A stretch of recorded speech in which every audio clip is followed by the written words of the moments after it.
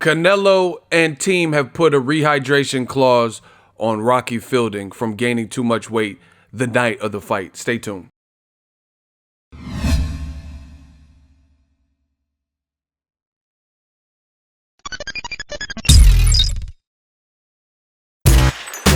Boxingego here. If you like this video, make sure you hit the like button and also subscribe to the channel and hit the bell icon on the top of your screen to get notified when the latest new content drops. What up, fight world? It's your boy Ego and I'm back with some more boxing.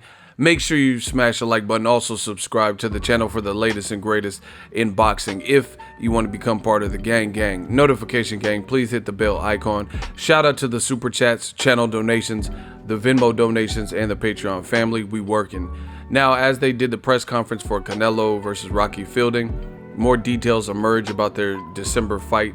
Canelo broke records by signing a mega deal with DAZN for 5 years, 11 fights, $365 million guaranteed minimum, right? And he stands, if they hit like astronomical numbers or certain benchmarks and thresholds, he can make even more money than that. So we'll have to wait and see what fights are picked. But to kick off this new DAZN deal is the fight with Rocky Fielding. Now, it was just revealed that there is a rehydration clause on Rocky Fielding. A lot of people hit me up on Instagram and they noticed how much bigger Rocky Fielding looked than Canelo. Rocky Fielding, he's tall, he's like 6'1", 6'1.5".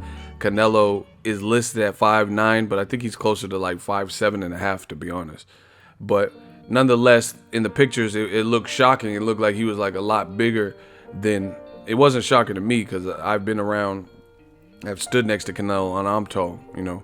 But either way, the guy looked a lot bigger than Canelo Fielding, and it comes out that he put a rehydration clause. So the way it works is this: per contract, Rocky Fielding cannot gain more than 10 pounds on a second day weigh-in. So they weigh in Friday, very standard for any boxing fight this day and age.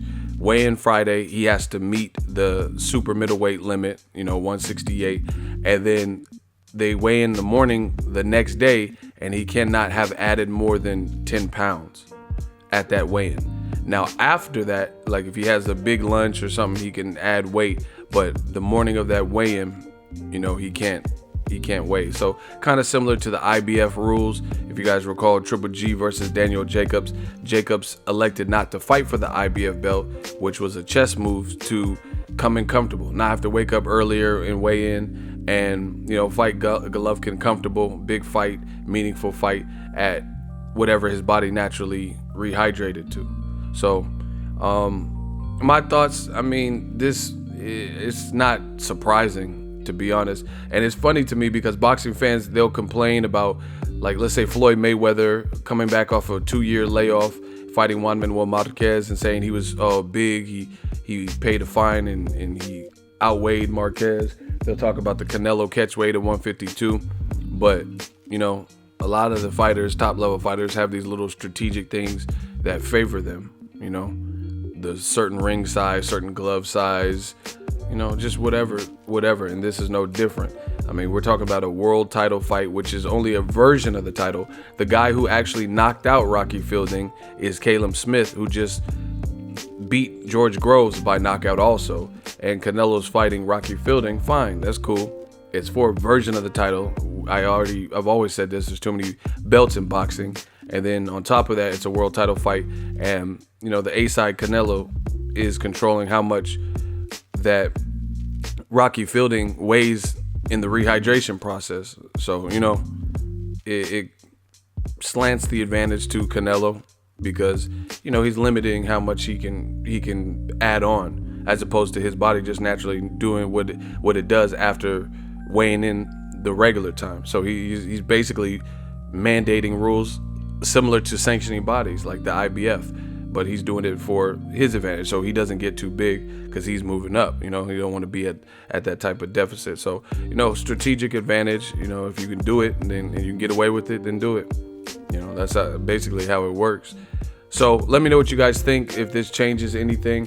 I'm curious to see what Canelo's career will look like, because, you know, 11 fights, that's a lot of fights. So it's kind of like Canelo's finishing his career with DAZN. So I'm definitely going to be interested in see if he gets past Rocky Fielding, how they match him, you know, all the money he's getting for that. I'm going to see how they match him and what fighters, because it sounds like Canelo's exclusive to DAZN. So since he's the A side, if you want to fight Canelo, it's looking like you're going to have to do it on their platform. So a lot of things, a lot of questions. Let me know what you guys think, but there is a rehydration clause of 10 pounds. They will do a second day weigh-in, and it's mandatory.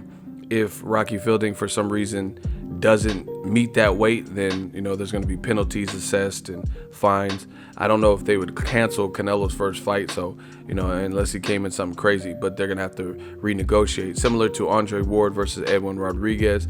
Edwin Rodriguez, they actually negotiated for a second day weight, and he missed that too, you know, so they had to do whatever they had to do. And I believe Andre Ward versus Paul Smith, that was a fight I covered. Same kind of thing happened.